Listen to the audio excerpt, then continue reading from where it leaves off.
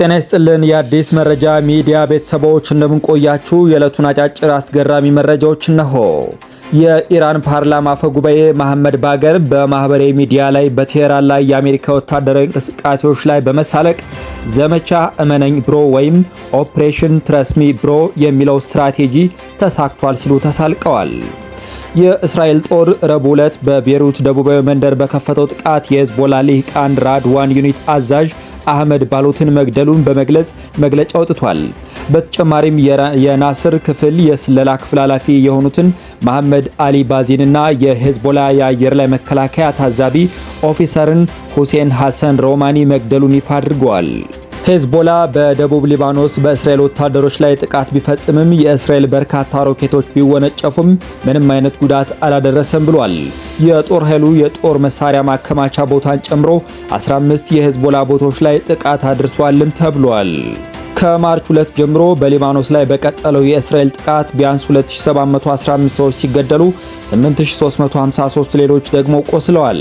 ግጭቱን ፍራቻ ከ1.6 ሚሊዮን በላይ የሚሆኑ ሰዎች መፈላቀላቸውን የቅርብ ጊዜ ይፋዊ አሃዞች ያሳያሉ። የፓኪስታን የውጭ ጉዳይ ሚኒስትር ጦርነቱን ለማቆም በኢራንና በዩናይትድ ስቴትስ መካከል ሊኖር የሚችለውን ስምምነት የሚጠቁሙ ምልክቶችን ቢገልጽም በዚህ ደረጃ ተጨማሪ መረጃ መስጠት እንደማይችል አስታውቋል። ኢራን የሀገሪቱ ወደቦች በሆርሙዝ ባህር ዳርቻ ላይ ለታገቱ መርከቦች የባህር አገልግሎት፣ የቴክኒክ ድጋፍና የሕክምና እርዳታ ለመስጠት መዘጋጀታቸውን ገልጻለች። ይህ መረጃ የተሰማው ከኢራን ወደቦችና ከባህር ኃይል ድርጅት በገልፍ አካባቢ ላሉ የንግድ መርከብ ካፒቴኖች በተላከው መልእክት ነው ሲል የኢራን መንግስታዊ የዜና ወኪል ዘግቧል።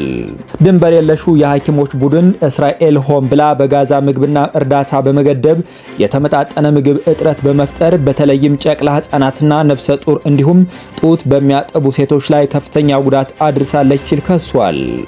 የዩናይትድ ስቴትስ ፕሬዚደንት ዶናልድ ትራምፕ በኢራን ላይ የሚያደርገው ጦርነት በአፋጣኝ እንዲያቆም በድጋሚ በመናገር ለደጋፊዎቻቸው በቅርቡ ስምምነት ላይ እንደሚደርሱ አስታውቀዋል። ሆርሙዝ በኢራን ቁጥጥር ስር መሆን አለበት ሲሉ የቀድሞው የኢራን አብዮታዊ ዘብ ከፍተኛ ባለስልጣን ተናገሩ። የቀድሞው የኢራን አብዮታዊ ጥበቃ ጓድ አዛዥና የአሁኑ የኢራን ተጠባባቂ ምክር ቤት አባል የሆኑት ሞህሰን ሬዛኢ ኢራን በኒውክሌር ጉዳይ ላይ ከማንም ጋር እንደማትደራደርና የሆርሙዝ የባህር ዳርቻ ቁጥጥር በኢራን እጅ መቆየት አለበት ሲሉ ተናግረዋል። የሆርሙዝ ባህር መቆጣጠርና ማስተዳደር ከኢራን እጅ ከወጣ ጠላት እንደገና በኢራንና በህዝቦቿ ላይ ጥቃት ይፈጽማል ሲሉ ሬዛ ያስጠንቅቀዋል። የእስራኤል ጦር በደቡባዊ ሊባኖስ ውስጥ በወታደሮች ላይ በተፈጸመ ጥቃት 4 ወታደሮች ሲቆስሉ አንደኛው ክፉኛ ተጎድቷል ሲል አስታውቋል። የተባበሩት አረብ ኤምሬቶች የመከላከያ ሚኒስቴር የአየር መከላከያ ስርዓቱ ከኢራን የተወነጨፉ 2 ባላስቲክ ሚሳኤሎችንና 3 ድሮኖችን መጥለፉን ያስታወቀ ሲሆን በ3 ሰዎች መጠነኛ ጉዳት መድረሱን አስታውቋል። ጦርነቱ ከተጀመረበት ጊዜ አንስቶ ኢራን በተባበሩት አረብ ኤምሬቶች ላይ በአጠቃላይ 551 ባላስቲክ ሚሳኤሎች፣ 29 ክሩዝ ሚሳኤሎችና 2263 ድሮኖችን አስወንጭፋለች። የኢራን የውጭ ጉዳይ ሚኒስትር አባስ አራግቺ ዩናይትድ ስቴትስ ወታደራዊ መስፋፋትን በመደገፍ ዲፕሎማሲያዊ ጥረቶችን በተደጋጋሚ እያዳከመች ነው ሲሉ ከሰዋል። በንግግራቸው ውስጥ ምንም አይነት ዝርዝር መረጃም አልሰጡም ሲል ተዘግቧል።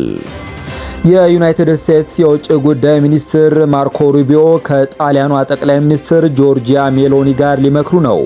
ሩቢዮ ከጣሊያን ውጭ ጉዳይ ሚኒስትር አንቶኒዮ ታጃኒ ጋር በሮምና በቫቲካን ለ3 ቀናት በሚቆየው ጉብኝታቸው በኢራን ስላለው ጦርነት ጨምሮ በተለያዩ የፖሊሲ ጉዳዮች ላይ ይወያያሉ። ጣሊያንና አሜሪካን በግጭት ውስጥ ሰፊ ልዩነት ውስጥ መግባታቸው ይታወቃል። የእስራኤል ዩኔት የዜና ጣቢያ እንደዘገበው 3 ወታደሮችና 1 ሲቪል ሰው ለኢራን የስለላ ስራ በመስራት ተጠርጥረው በቁጥጥር ስር ውለዋል ሲል ዘግቧል። ከሊባኖስ ህዝብ 5.8 ሚሊዮን ወይም ከግማሽ በላይ የሚሆኑ እርዳታ ያስፈልገዋል ሲል የተባበሩት መንግስታት ድርጅት ገልጿል። ጦርነቱ ከተጀመረበት ጊዜ አንስቶ 27 አባላት ያሉት የአውሮፓ ህብረቱ 100 ሚሊዮን ዩሮ ድጋፍ ሰጥቷል። 6 አውሮፕላኖች ለሰብአዊ እርዳታዎች የላከ ሲሆን 7ኛው ቅዳሜ ይደርሳል ተብሎም ይጠበቃል።